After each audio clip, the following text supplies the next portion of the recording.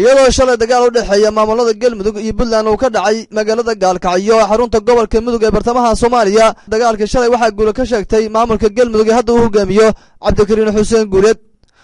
Salaad Xaashi Diirshe oo ka tirsan saraakiisha maamulka Galmudug ee qayb ka ah dagaalka shalay ka dhacay magaalada Gaalkacyo xarunta gobolka Mudug ee bartamaha Soomaaliya waraysi gaaraysa idaacadda maanta Muqdisho ayaa sheegay in ay shalay gaadiid ay leeyihiin maamulka Puntland ay ku gubeen dagaalka shalay ka dhacay bartamaha magaalada Gaalkacyo dhinaca kalena ay gacanta ku dhigeen maxaabiis ka tirsan ciidamada maamulka Puntland ee weerarka shalay ku soo qaaday waxay weerarkii soo qaadeen oo ku guuldareysteen maxaabiista oo laga qabtay baabuurna oo laga gubay magarad wuxuu ka dhacay ilaa warshad galey iyo kontaroolkii hore oo Gaalkacyo maamulka Galmudug waxaa khasaare oo soo gaaray waa markaan laba nin baa dhintay iyo dhaawac oo la shanina magarad markii weerarka soo qaadeen guuldarra ku dhacday waa jabeen waa carareen wixii saligii ku salig ku yaalay meeshaan wuxuu ku yaalay agaar weyne oo laga qabsaday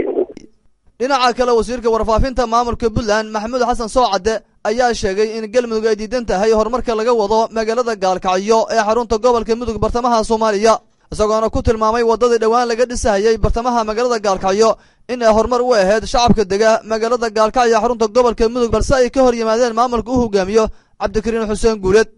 laamiga runtii meesha la sheegay way jirtaa waa 160 mitir weeyaan oo magaalada Gaalkacyo waa horumarkii ka soconayay magaalada waa la socotaan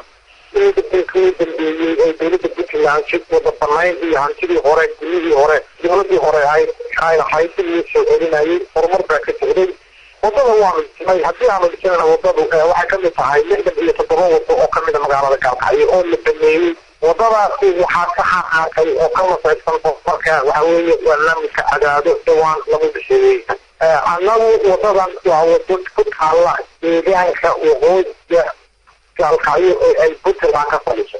dul badan Puntland oo isla u baahan tahay intaan gudubno maamul kale oo ma sameeyeen aanan caqli shaqeeyo tan iyo markii munaasabad ka dhacday magaalada Cadaado ee gobolka Galgaduud ee bartamaha Soomaaliya lagu doortay maamulka Galmudug ee hadda uu hogaamiyo Cabdikariin Xuseen Guuleed ayaa waxa soo karaya khilaafka siyaasadeed ee u dhaxeeya maamulada Puntland iyo Galmudug ee ka wada arrimaya magaalada Gaalkacyo xarunta gobolka Mudug ee bartamaha Soomaaliya waxaana jira dadaal hadda lagu doonayo in lagu dhexaadiyo xal looga gaaro dagaaladii shalay ka dhacay magaalada Gaalkacyo xarunta gobolka Mudug ee bartamaha Soomaaliya